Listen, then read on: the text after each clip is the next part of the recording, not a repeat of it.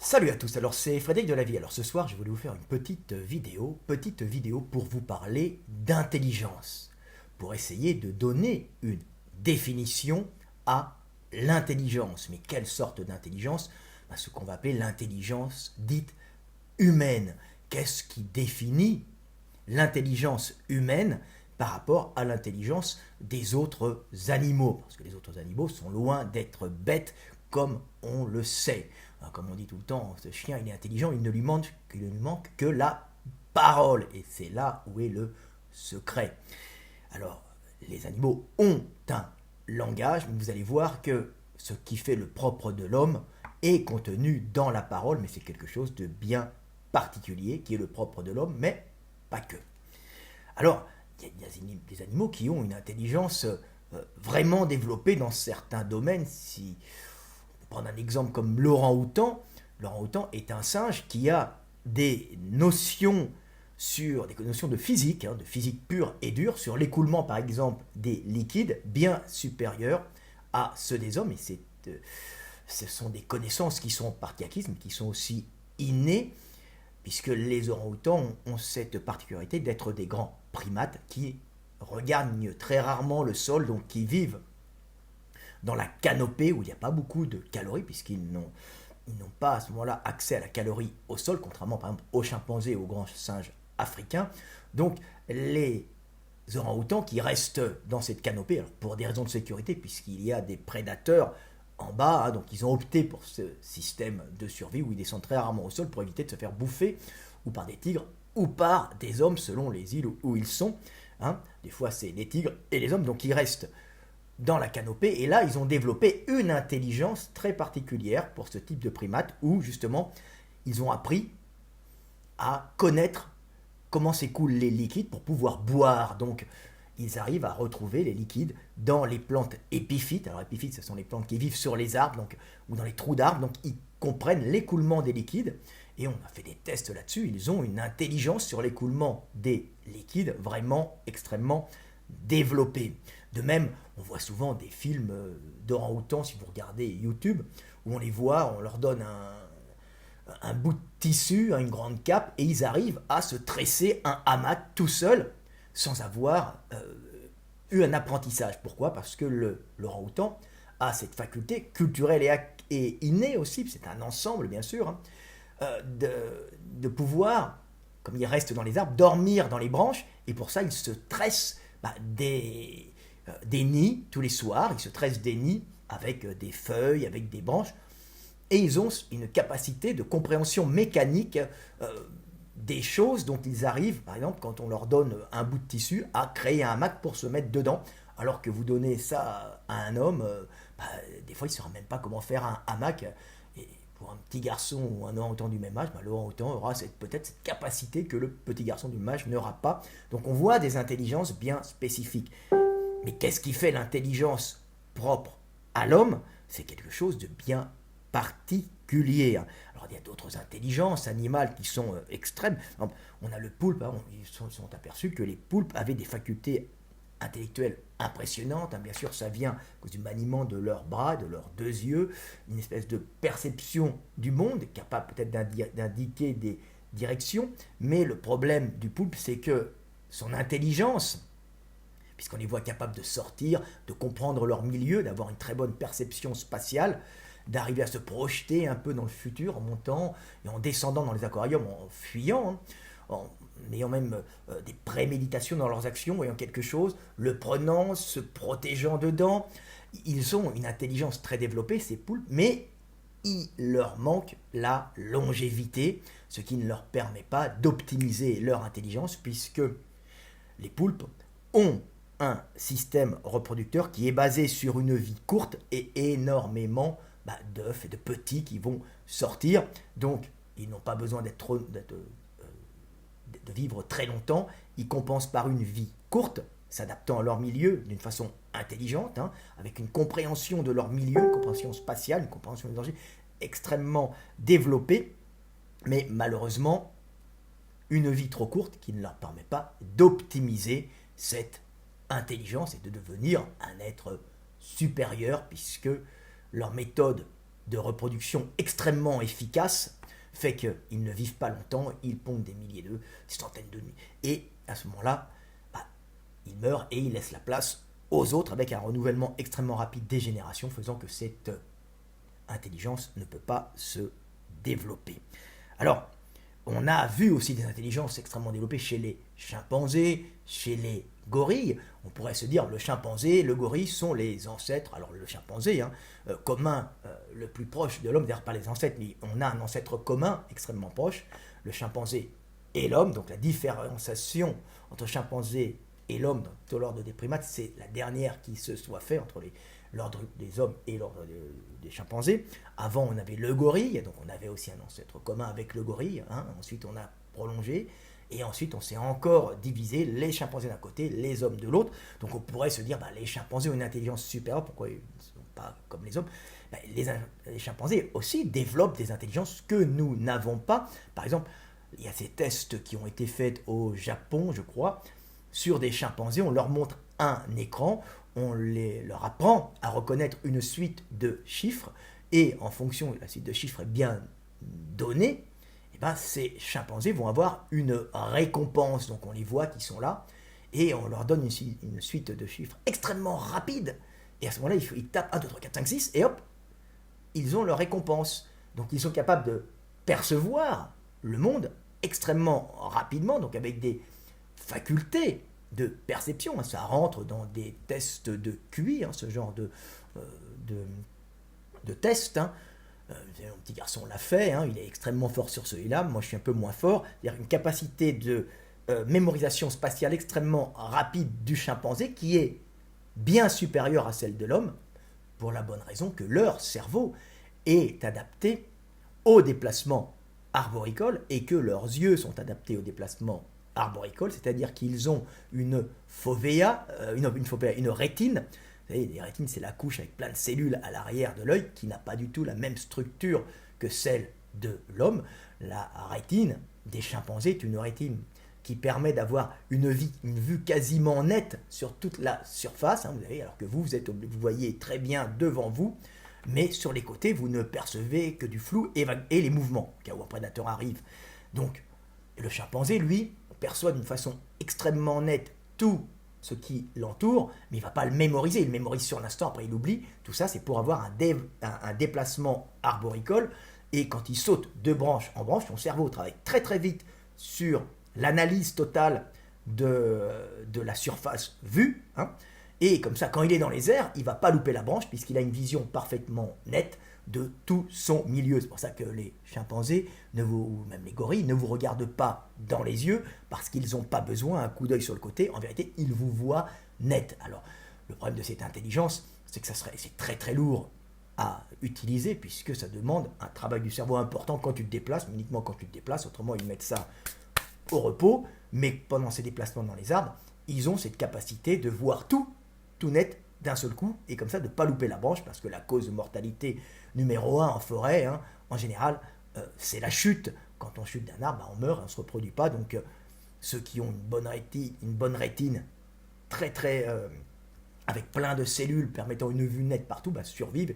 En plus, ils ont les bons réflexes, donc pour accrocher les branches, ils survivent. Donc une forme d'intelligence, une forme de compréhension du milieu extrêmement rapide, mais à proprement parler, ce n'est pas l'intelligence humaine, c'est la capacité de traiter des données. Alors ça rentre dans les textes, dans les tests techniques du QI. Vous savez, il y a des jeux comme ça, mémorisation spatiale, on vous montre, on enlève, données, expliquer où sont les choses à tel endroit. Par exemple, des singes peuvent être très bons, par exemple, dans des compréhensions de cubes qui se rentrent les uns dans les autres. Par exemple, les orang-outans ont cette faculté, puisqu'ils comprennent les formes, parce qu'ils viennent chercher des liquides dans des troncs d'arbres. Ils sont obligés de comprendre. Ils ont orang-outan une espèce d'intelligence physique, des phénomènes physiques. Alors, bien sûr, pas autant qu'un physicien ou qu'un spécialiste, mais à leur petit niveau, c'est déjà pas mal. Donc on voit des intelligences différentes, on voit une capacité d'exprimer des émotions, d'exprimer je t'aime pas, tu es mon ami, tu n'es pas mon ami, la colère, l'amitié, on les voit qui s'embrassent, on les voit avec une certaine culture, puisqu'on voit certains chimpanzés qui par exemple, reproduisent tous ensemble les mêmes rythmes, on les voit qui marchent d'une certaine façon, c'est un jeu, ils se reconnaissent dans la glace, mais on dirait que c'est une intelligence qui n'est pas encore celle de l'homme, et celle de l'homme, elle est donnée par le langage. Alors, tous les animaux ont un langage, mais le langage avec des notions de temps.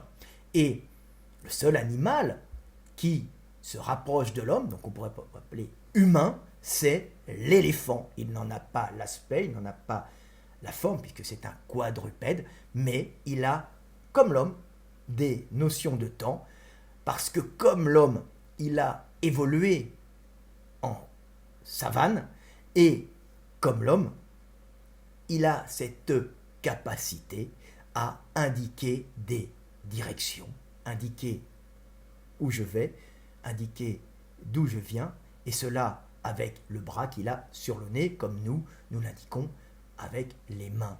Donc il indique le futur, il indique le passé, et il est donc capable de communiquer des notions de temps dans son langage, ce qui le rend très proche des hommes.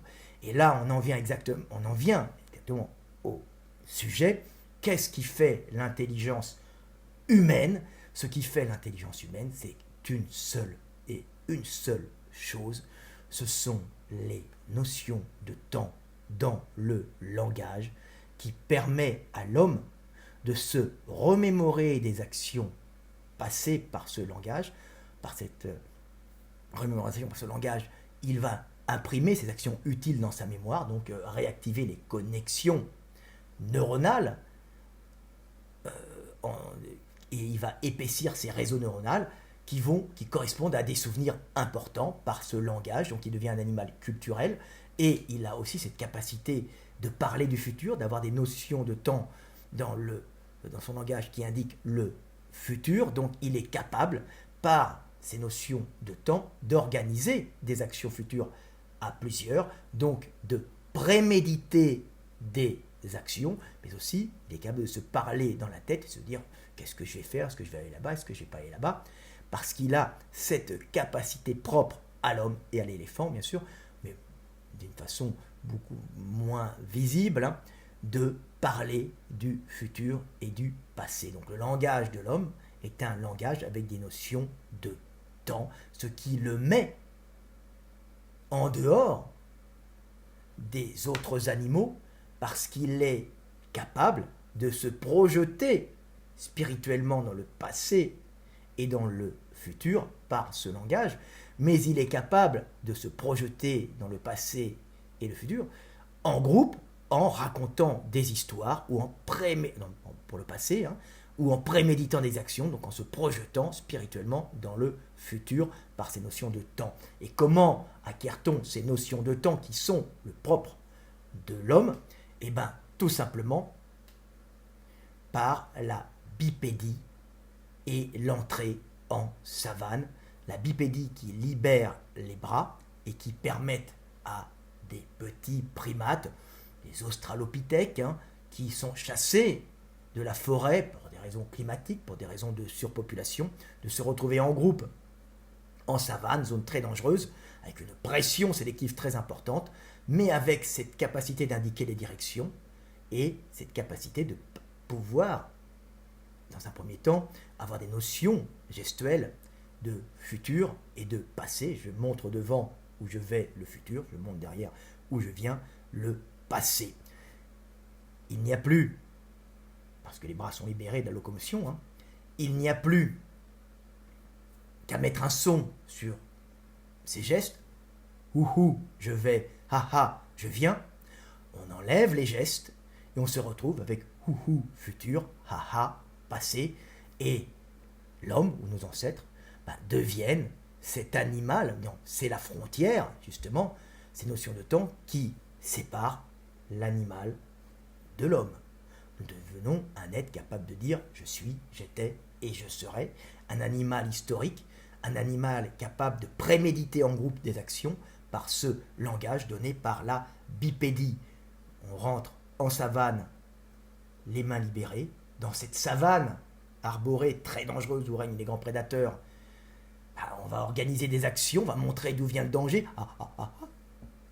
Un lion, par exemple, un tigre aux dents de sable, on va montrer où il y a de la nourriture, on voit un vol de rapaces qui indique une charogne fraîche, on fait ouh, et on indique des directions, donc on indique l'horizon, le futur, on indique derrière soi le passé où il y avait le danger, où il y avait l'amour, où il y avait de l'eau, ou le futur où il y a la nourriture, il y a l'espoir, et malheureusement, il y a aussi la mort. Donc ça donne tout de suite ces notions de temps dans le langage, donne des notions de finitude et donne l'angoisse de la mort. Les éléphants ont cette même angoisse de la mort, puisqu'ils ont les cimetières des éléphants, c'est symbolique, mais ils se recueillent sur le reste de leurs éléphants, de leurs frères morts, donc ils se recueillent quand ils voient des os, ils restent à côté des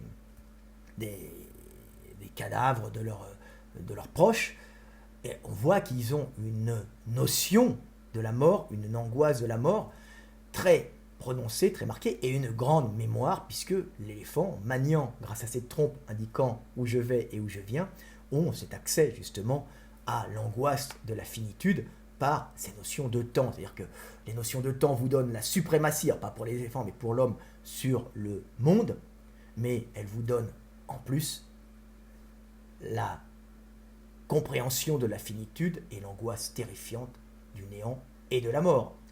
D'où les premiers rites chez les hommes qui sont donnés par le langage et notions de temps. Mais pour ça, il faut être bipède, les bras libérés et indiquer en savane d'où l'on vient et où l'on va.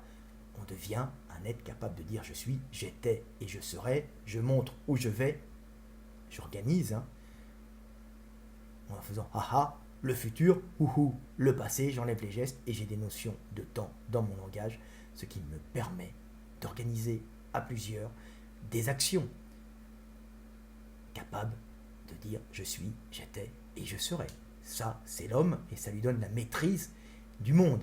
Alors, cette bipédie, c'est acquis en forêt, puisqu'il est trop dur de balbutier une bipédie en savane avec tous ces grands prédateurs. Et c'est là où on voit Danuvius, alors on dit on a trouvé un ancêtre commun de l'homme en Allemagne du Nord, un singe arboricole qui avait tendance à être bipède.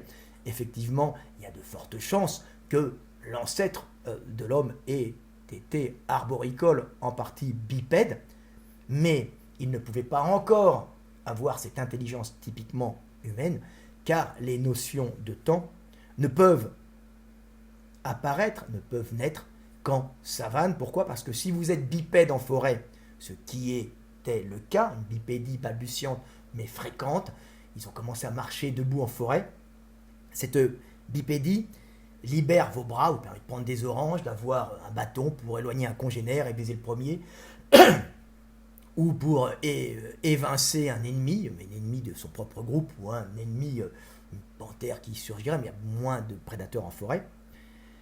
Mais vous ne pouvez pas indiquer réellement d'où vous venez et où vous allez en forêt, puisque la forêt est par sa structure un univers confiné, un univers où vous avez le vert autour de vous, donc vous indiquez devant ou derrière, vous indiquez toujours le présent, c'est-à-dire toujours la forêt qui est omniprésente, qui est autour de vous, qui est englobante. Donc il n'y a pas cette capacité de comprendre la flèche du temps que l'on peut avoir qu'en milieu découvert, donc une bipédie qui passe de la forêt à la savane.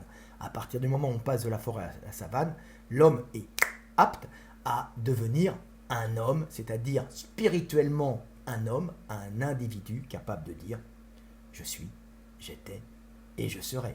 Et même s'il avait au début un QI rikiki, il n'aurait pas pu passer des tests de QI et être brillant, il avait cette capacité donnée par les notions de temps dans le langage, cette capacité à générer par la suite les hommes les plus brillants que vous puissiez connaître, des individus comme moi, comme Einstein, des individus comme Trump, Poutine, Macron, non. Bon, il était capable de générer plus tard des individus, des civilisations extrêmement complexes, basées en fin de compte sur un langage avec des notions de temps où les hommes faisaient des prévisions et étaient capables de bâtir, construire, prévoir l'avenir et se protéger par ces notions de temps. Je suis, j'étais et je serai. Ce qu'ont les éléphants, mais les éléphants dépourvus de mains ne peuvent pas avoir de civilisation technologique. Ils ont ces notions de temps, ils gèrent un espace calorique énorme grâce à ces notions de temps, puisqu'ils sont obligés de revenir 5 ans, 6 ans plus tard sur des arbustes qu'ils ont bouffés le temps que ça repousse. Ils ont une notion inconsciente de l'écologie que nous avons peut-être un peu perdue, bien sûr en bousillant tout, mais on la retrouve de temps en temps par obligation.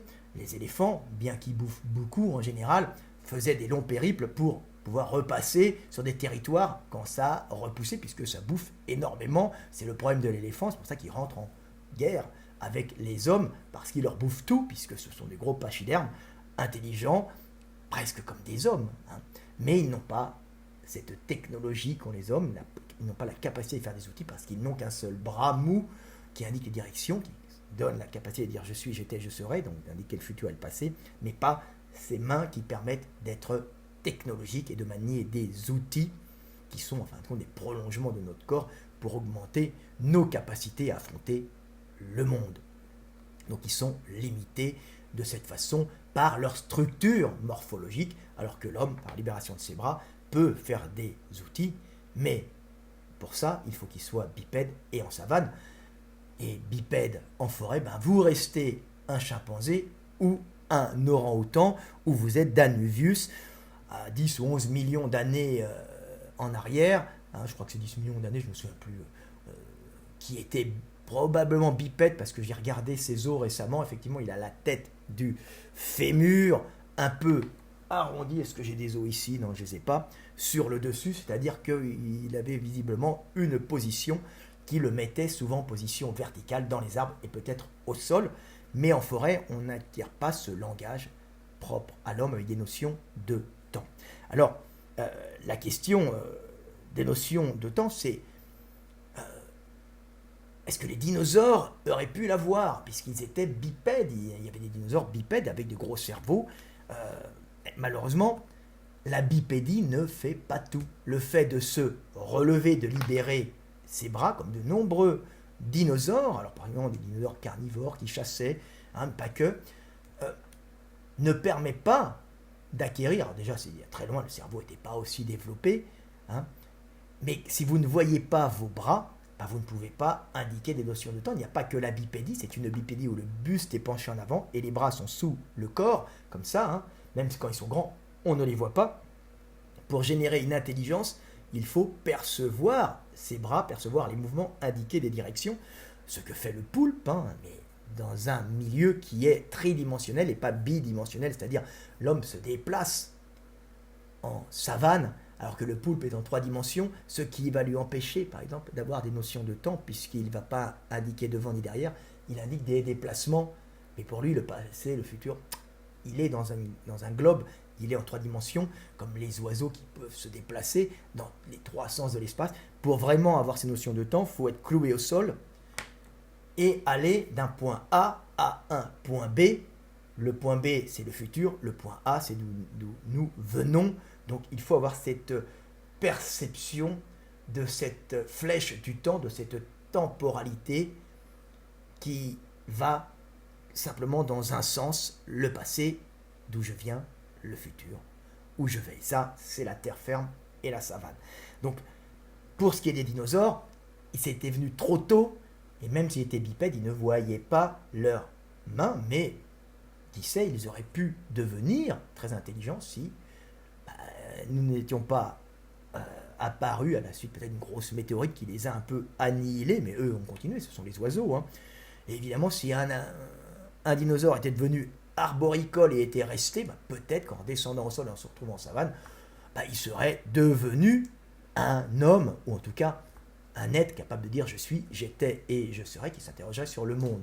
Mais bon, lui il est monté dans les arbres et après il a volé, ce qui est autre chose, il a fait les oiseaux, ce qui nous permet d'avoir des KFC et de manger du poulet rôti, du poulet frit, et d'avoir, grâce aux dinosaures, un apport important de volaille dans notre alimentation.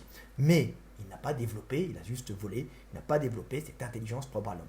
Pour devenir un homme, pour générer cette intelligence, il y a un passage obligatoire dans les arbres, c'est-à-dire on fait une montée aux arbres, on libère nos mains d'une quadripédie permanente, on monte dans les arbres, et à ce moment-là, on mange beaucoup, on a des fruits, on est attiré par les fruits de couleur rouge, hein, c'est les arbres qui nous attirent, les plantes nous attirent avec des fruits de couleur rouge parce que c'est ou jaune, c'est le moment où elles sont mûres, qu'elles jaunissent, qu'elles rougissent et qui montrent à ce moment-là qu'elles ont un goût sucré, une bombe calorique qui nous attire pour manger et survivre. Donc ça génère en nous ce besoin, c'est de la quête, hein, l'intelligence de la quête. Hein. Les petits singes mangeurs de feuilles ont en général un cerveau moins développé que les singes mangeurs de fruits, puisque les singes mangeurs de fruits vont à la quête de la calorie. Les petits singes feuillivores restent sur un arbre et ne développent pas une intelligence aussi impressionnante que ceux qui vont manger des fruits. Donc à ce moment-là, vous voyez que c'est une espèce de symbiose, que le monde est fait pour générer l'intelligence. Vous montez dans les arbres pour chercher des fruits, et pour vous protéger, vous en redescendez, vous vous retrouvez chassé du paradis originel qui est la forêt, hein, et vous vous retrouvez dans l'enfer de la savane, et là, grâce à cette bipédie acquise en forêt, vous avez les bras libérés qui vous permettent d'avoir cette suprématie sur les autres animaux en pouvant indiquer le passé et en se remémorant le futur, en parlant du futur et en parlant du passé par ces notions de temps acquises par cette libération des membres supérieurs. Donc vous voyez, il faut d'abord monter dans les arbres, aller bouffer des fruits, redescendre, on bouffe des fruits pour chier les graines après un peu partout autour de l'arbre pour éviter qu'elles ne poussent que sous l'arbre. C'est une quête de la lumière. Donc il faut d'abord monter dans les arbres, en redescendre, rester bipède en savane, et là on devient un homme et on génère cette intelligence typiquement humaine avec des notions de temps dans le langage. Alors ça, c'est visiblement, ça se passe partout dans toutes les galaxies où il y a les mêmes lois de la physique. Hein. Ce qui ne veut pas dire que notre intelligence va se limiter à notre forme avec les bras libérés, mais l'humain, bipède, les mains libérées de la locomotion, descendant des arbres et arpentant la savane, est le seul passage pour arriver à la conscience humaine, la capacité de dire je suis, j'étais et je serai, qui nous extrait, qui nous fait sortir de l'instant présent pour nous permettre de nous projeter spirituellement dans le futur et dans le passé. Et ce qui fait l'intelligence propre à l'homme. Donc ce sont ces notions de temps qui étaient au début deux petits sons qui se sont transformés progressivement en verbes, donc avec une capacité de conjuguer et plus un vocabulaire qui augmente, c'est-à-dire cette capacité de compresser des données sensorielles en sons, c'est-à-dire que quand vous dites maman, je l'aurais dit, vous ne pensez pas maman avec la vision de maman, l'odeur de maman, le toucher de maman, vous mettez un son et vous ne pensez plus au reste, ce qui permet d'alléger le traitement des données et de ne pas penser avec toutes les sensations correspondant à maman ou correspondant à lion ou correspondant à pain au chocolat, je ne sais pas. Donc vous pensez beaucoup plus vite, bien mieux, et à ce moment-là, vous pouvez réagir en vous parlant dans votre tête très très rapidement à des problèmes qui surviennent. C'est-à-dire que vous pouvez créer des personnalités par ce langage et ces notions de temps, thèse, antithèse, qui font que vous vous posez des questions sur le monde. Est-ce que je vais à droite ou est-ce que je vais à gauche? Vous créez deux personnages, celui qui va à droite, celui qui va à gauche. Est-ce que je suis gentil ou est-ce que je suis méchant? C'est-à-dire, est-ce que je vais baiser la femme de mon voisin et comme ça je peux me reproduire et j'ai bien jouir, ou est-ce que je ne baise pas la femme de mon voisin parce que je risque d'avoir des problèmes, hein? Donc l'individu social, l'individu asocial, hein, l'ange, le démon. Nous sommes un peu de tout et nous pouvons, à ce moment-là, en créant plusieurs personnalités grâce à ce langage et ces notions de temps, générer cette intelligence typiquement humaine, faite de la thèse et de l'antithèse, grâce à ce langage avec des notions de temps et avec des mots, une compression de données en son qui permettent de penser beaucoup plus rapidement, parce que penser uniquement en sensoriel, hein, sans penser en compression de données en temps, donc en langage, le verbe hein, et les mots, c'est beaucoup trop lourd et il vaut mieux marcher en réflexe conditionné, c'est-à-dire ou des comportements acquis, innés, hein, ou des comportements acquis mais par réflexe conditionné, c'est-à-dire vous avez subi une attaque de prédateur, vous êtes baissé, vous êtes reparti, vous avez survécu, ben vous mémorisez cette donnée pour pouvoir la reproduire beaucoup plus vite parce qu'elle a été salvatrice, mais vous allez la reproduire instinctivement, hein, en réflexe conditionné, ce qui est efficace aussi, mais n'a pas cette capacité de modeler plusieurs actions possibles, de comparer plusieurs actions possibles que donne le langage avec des notions de temps et avec des compressions de données en son, comme font les mots. Donc ça, c'est l'homme, et ça vous permet d'avoir justement cette intelligence extrême, cette capacité de faire discuter la thèse et l'antithèse en vous, et d'avoir cet individu extrêmement efficace pour affronter le monde, pour analyser par cette thèse, antithèse, donnée par cette capacité à créer des personnages par le verbe à l'intérieur de soi. On veut imiter son papa, on veut imiter John Wayne, on veut imiter... John Wayne, c'est un acteur, pour ceux qui ne sont pas là, qui joue les cow-boys, donc le super mec. Hein. Donc maintenant, il doit y en avoir d'autres, je ne sais pas, Arnold Schwarzenegger, mais il commence à être vieux, Satan, tiens, pour les plus jeunes. Hein. Donc on veut imiter tel mec ou tel mec, parce qu'on a vu, donc, un peu par mimétisme, on va imiter, on se crée un personnage, on se crée plusieurs personnages qui discutent entre eux dans notre tête, ce qui nous permet de voir ce qu'on va faire. Ouais, je vais me comporter comme celui-là, ouais, je vais me comporter comme ci, ouais, tu te comportes comme une merde, ouais, moi je suis un vrai mec. On se crée des personnages par le langage qui ensuite agissent. Alors ça fait notre force, mais ça fait aussi notre faiblesse et tous nos troubles mentaux, puisque le fait de marcher sur la thèse-antithèse scinde notre esprit en plusieurs entités, hein, qui peuvent un jour faire session en elles et se battre, l'une prenant le dessus de l'autre, l'autre surgissant parfois, et on se trouve avec des bipolaires, double personnalité, schizophrénie et autres, et donc de graves problèmes mentaux dont souffre l'homme. Hein. C'est Jésus qui arrive devant des possédés, mais qui es-tu? Je suis légion. Alors je le fais tout le temps, je suis légion. Bah oui, il est légion, parce que l'homme est fait sur un ensemble de personnalités multiples qui s'est créé pour répondre à plusieurs problèmes et pour créer justement le questionnement en lui pour résoudre des problèmes. Et ce fait de créer plusieurs personnalités fragilise aussi notre esprit et fait qu'on a des fois des mecs qui sont possédés par un individu qu'ils ont créé en eux. On a l'ange, on a le démon, et on en a plein d'autres encore. On a son papa à qui on veut ressembler, ou sa maman, ou son grand frère, ou le héros de la série télévisée, ou le présentateur Hanouna qu'on trouve drôle et à qui on voudrait ressembler. Pas moi, mais il y en a qui veulent.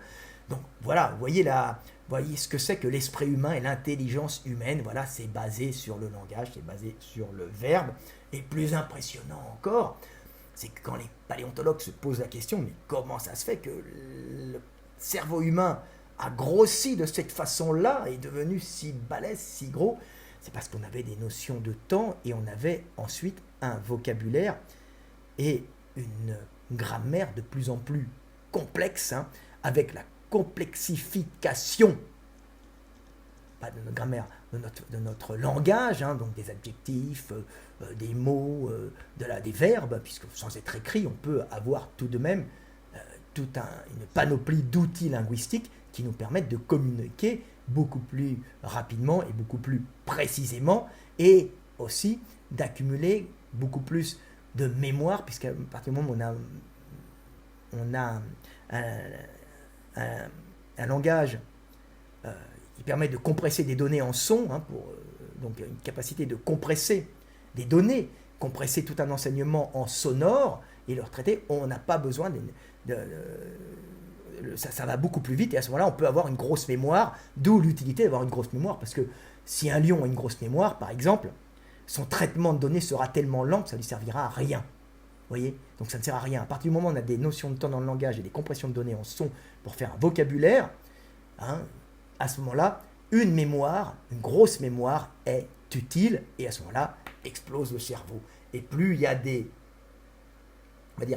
plus que notre structure, nos outils linguistiques apparaissent, plus notre cerveau grossit. Et ce qui fait le développement en volume du cerveau humain, c'est tout simplement le développement de nos capacités linguistiques, de nos outils linguistiques, trouver par hasard. Le premier mec qui trouve un silex et qui l'utilise pour couper, il l'a trouvé par hasard. Il a fait tomber une pierre, il la ramasse, il se coupe. Hein. Et ça coupe la viande, super. Nous, c'est pareil. Hein, pour le langage, on trouve un outil linguistique et on l'utilise, ce qui permet de faire grossir le cerveau, parce qu'à ce moment-là, on communique beaucoup mieux. Et on peut avoir des structures humaines beaucoup plus complexes, basées sur une communication beaucoup plus complexe. Et à ce moment-là, on développe de plus en plus du cerveau. C'est outils linguistiques, développement de cerveau, outils linguistiques, développement de cerveau, outils linguistiques, développement de cerveau, puisque ce cerveau, ce développement de cerveau permet ensuite de construire des outils, de discuter à plusieurs, d'organiser des techniques de chasse, d'organiser des rites unificateurs, de créer des religions, voilà ce que donne le langage, c'est le langage humain, et ça nous donne aussi, notion de temps, cette spiritualité typiquement humaine, mais aussi éléphantesque que nous avons, puisque le fait de parler du futur, comme je l'ai dit, nous confronte à la mort et à la finitude. Et vient l'angoisse terrifiante que l'homme a en lui, l'angoisse du néant. Et à ce moment-là, il va se créer des religions. Et il ne les crée pas comme ça. Il les crée parce qu'il a ces notions de temps dans le langage. Comme il est capable, par ces notions de temps dans le langage, de se projeter spirituellement dans le futur ou dans le passé, il est capable de concevoir l'esprit dans un futur ou un passé hypothétique. Donc l'esprit décorporé, l'esprit indépendant du corps. Et après, il n'y a plus qu'à se dire, écoute, ouais, mais si je suis confronté à la mort, mais si je suis capable de projeter mon esprit dans le passé ou le futur, ça se trouve sur mon corps, mon esprit reste dans un autre lieu et dans un autre temps. Et naît comme ça la notion d'esprit de l'ancêtre, d'esprit de la nature. Ce qui reste après la mort, c'est l'esprit que l'on projette par le langage dans le futur ou le passé. Et comme ça, l'homme se rassure, l'esprit des ancêtres qu'on appelle au secours, et qui sont en vérité en nous, dans notre patrimoine génétique. Mais c'est par ce langage et cette notion de temps que l'homme devient cet être spirituel. Et c'est par cela que naissent les religions. Voilà, par les notions de temps. Vous voyez comme quoi tout est physique, hein. Tout est fait par le milieu, par le cadre physique. Nous sommes moulés par le cadre physique. Et notre spiritualité vient de notre morphologie, vient de l'endroit où nous vivons, et vient du langage et des notions de temps, tout simplement. Nous sommes peu de choses, nous sommes un enchaînement logique de choses qui génèrent la conscience, la capacité de dire je suis, j'étais et je serai. Conscience de l'univers en l'homme, puisque c'est par l'homme que l'univers dans son ensemble peut se contempler. Et je terminerai en disant que quand un homme, une nuit d'été, regarde ce ciel étoilé géant, et il se sent tout petit devant cette immensité, il oublie simplement un instant que, en lui, c'est la conscience de cette immensité qui se regarde. Quand tu regardes un ciel étoilé, mon frère, tu regardes ton immensité et tu regardes la merveille de l'univers dans lequel tu es et que tu es. C'était Frédéric Delavier. Paix sur terre et à bientôt. C'était la naissance de l'homme.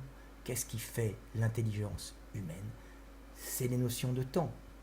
Et au passage, notre ami et notre frère l'éléphant, là aussi. Donc aimons les éléphants, respectons-les, ils sont des hommes comme nous. À bientôt et paix sur terre.